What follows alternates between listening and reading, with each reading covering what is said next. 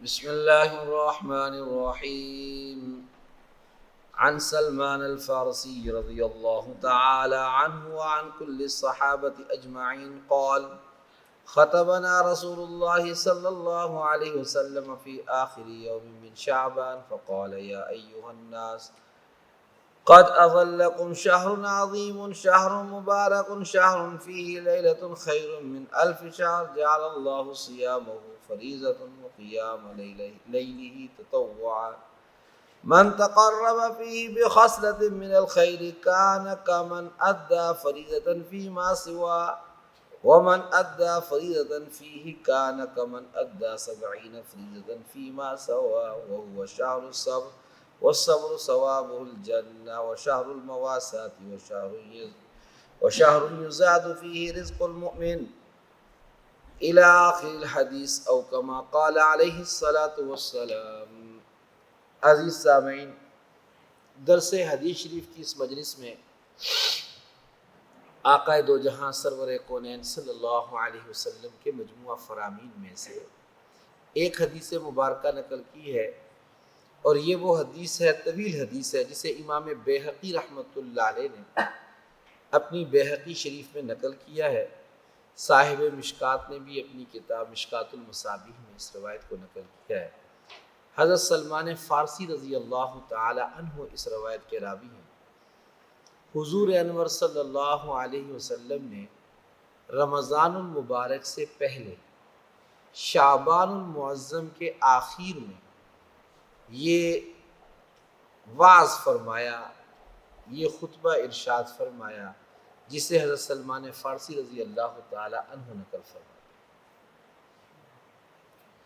جس میں آنے والے مہینے یعنی رمضان المبارک کی انتہائی عظمت و رفعت کو بیان کیا گیا، جس کی طرف اس بات سے بھی اشارہ ہوتا ہے کہ آپ صلی اللہ علیہ وسلم نے اہتمام سے رمضان المبارک کے آنے سے پہلے رمضان المبارک کی اہمیت کو بیان فرمایا۔ جب کوئی عظیم فرد آنا ہوتا ہے، عظیم شخص آنا ہوتا ہے، اس کے آنے سے پہلے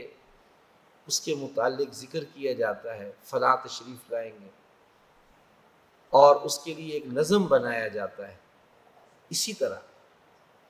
رمضان المبارک کے متعلق حضور نبی مکرم صلی اللہ علیہ وسلم نے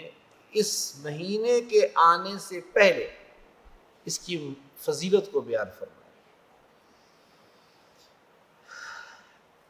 یہی وہ مہینہ ہے جس میں رحمت خداوندی جوش میں ہوتی ہے۔ نبی کریم صلی اللہ علیہ وسلم صحابہ اکرام رضوان اللہ علیہ مجمعین کے سامنے موقع بموقع ماہ مبارک کی خصوصیات اور اس کے فضائل بیان کیا کرتے تھے، تاکہ کوئی شخص انجانے میں اس کی برکات سے محروم نہ ہو جائے۔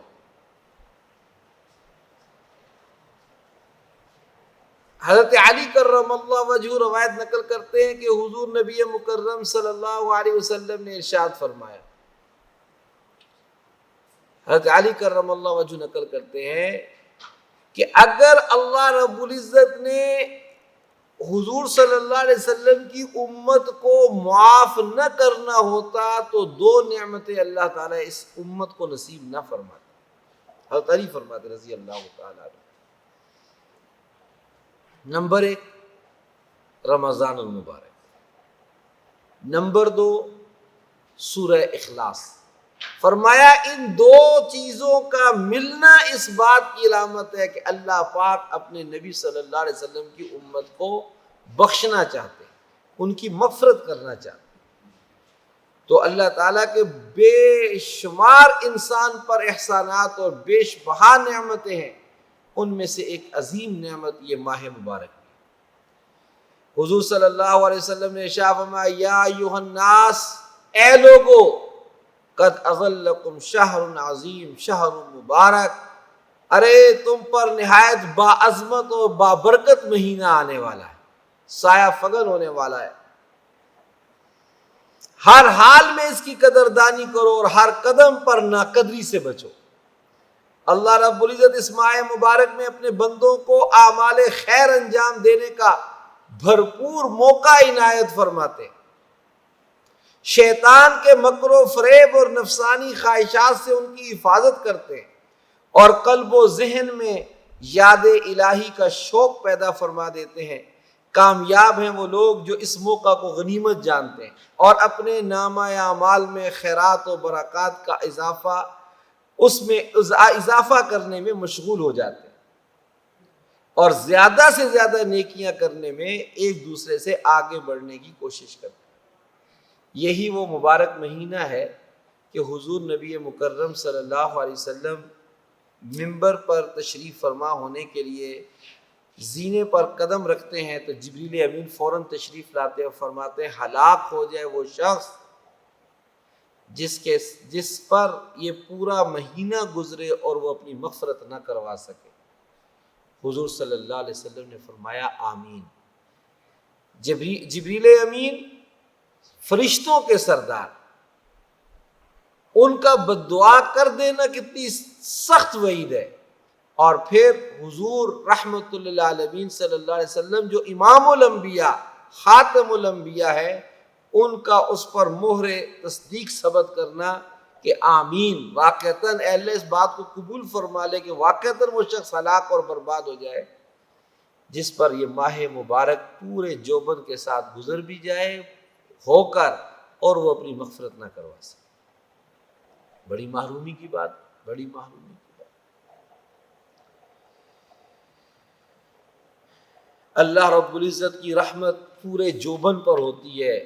رحمت خداوندی کا دریا جوش مار رہا ہوتا ہے، اور تینوں عشروں میں بندگی اور عبادت کرنے والوں کو مخصوص انعامات اور اعزازات سے نوازا جاتا ہے۔ پہلے عشرے تک عبادت اور ریاضت کرنے والوں کو اللہ رب العزت اپنے رحم و کرم سے نوازیں گے، اور دوسرے عشرے کو یاد الہی سے منور کرنے والوں کی اللہ پاک مغفرت فرما دیں گے، اور آخری عشرے میں سستی اور کاہلی سے بچتے ہوئے برابر اپنے رب کی یاد میں مگن ہونے کی وجہ سے، اور جو اس میں مگن رہیں گے اللہ پاک کی یاد میں، ان کو اللہ پاک جہنم سے خلاصی کا پروانہ عطا فرمائے گے۔ بہت بڑی نعمت، بہت بڑی۔ آپ صلی اللہ علیہ وسلم نے ارشاد فرمایا کہ جعل اللہ صیامہ فریضہ وقیام لیلہ تطوعا، اللہ رب العزت نے رمضان کے دنوں میں روزے کو فرض قرار دیا ہے اور اس کی راتوں میں نوافل کے اہتمام کا حکم دیا ہے، لیکن روزہ اور تراویح کے فضائل اور عظیم الشان اجر و ثواب کا حقدار وہی شخص ہوگا جو ان عبادات کو ادا کرتے وقت پوری احتیاط اور حد درجہ ہوش مندی سے کام لے گا، اور ہر ایسی برائی سے بچے گا جو نیکیوں کے اجر و ثواب کو ضائع کرنے والی ہے۔ مثلاً روزے دار کو لڑائی جھگڑے، بدگوئی، بد کلامی، جھوٹ، غیبت وغیرہ سے اپنے آپ کو دور رکھنا چاہیے۔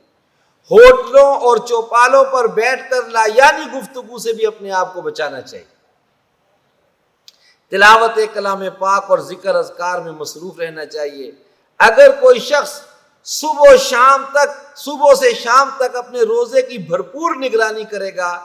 تو اللہ رب العزت اس کی برکت سے گزشتہ تمام گناہوں کو معاف فرما دے۔ حدیث میں آتا ہے، آپ صلی اللہ علیہ وسلم نے ارشاد فرمایا من صام رمضان ایمانا واحتسابا غفر له ما تقدم من ذنبی، جس آدمی نے روزہ رکھا ایمان کے ساتھ اور ثواب کے حصول کے لیے، اللہ پاک پہلے سارے گناہوں کو معاف فرمائے۔ فرمایا من قام رمضان ایمانا واحتسابا، جس آدمی نے رات کا قیام کیا رمضان المبارک کا ایمان کے ساتھ اور ثواب کے حصول کے لیے، غفر له ما تقدم من ذنبی، اللہ اس کے پہلے سارے گناہوں کو معاف فرمائے۔ تو میرے عزیزو، حدیث میں آتا ہے رمضان المبارک کا جہاں روزہ بڑی فضیلت کا باعث ہے، اگر اس کی قدردانی نہ کی جائے تو انتہائی حسرت ہے، انتہائی حسرت ہے۔ حدیث میں آتا ہے من افطر یوما من رمضان من غیر رخصت ولا مرض لا یقضی عنہ صوم الدہر کلہ وان صام، ترمذی کی روایت ہے، امام ترمذی رحمۃ اللہ نقل کیا، جس نے رمضان کے دنوں میں سے کسی دن بغیر مجبوری اور بیماری کے روزہ نہیں رکھا تو زندگی بھر کے روزے بھی اس کا بدل نہیں ہو سکتے۔ زندگی بھر اگر وہ روزے رکھے تو اس رمضان کے روزے کا بدل نہیں ہو سکتا، یعنی اجر و ثواب میں اس کی برابری نہیں حاصل کر سکتا۔ کتنے اجر و ثواب کا باعث ہے۔ کچھ باتیں حضور صلی اللہ علیہ وسلم نے اس حدیث مبارکہ میں اور بھی ذکر فرمائی ہیں، بس آپ صلی اللہ علیہ وسلم نے اور اس مہینے کو پانے کے لیے دعاؤں کا اہتمام فرمایا۔ رجب سے اللہم بارک لنا فی رجب و شعبان دعا نقل ہے، جب شعبان آدھ گزر جاتا تو پھر یہ دعا بھی منقول ہے، اللہم سلمنی لرمضان وسلم رمضان لی وتسلمہ منی متقبلا، یہ دعا بھی حضور صلی اللہ علیہ وسلم سے منقول ہے، تاکہ رمضان المبارک کا کوئی لمحہ اور کوئی ساتھ غفلت میں نہ گزرے۔ اللہ تعالی ہم سب کو رمضان المبارک کی ساعات کی قدردانی کی توفیق عطا فرمائے، زیادہ سے زیادہ وہ اعزازات، وہ انعامات جو اللہ پاک نے ہم سب کے لیے تیار کر رکھے ہیں ان کو حاصل کر کے ان کے مطابق زندگیوں کو ڈھالنے کی توفیق عطا فرمائے۔ باقی اس کے اوپر جو گفتگو ہے بقیہ وہ انشاءاللہ آئندہ کی مجلس میں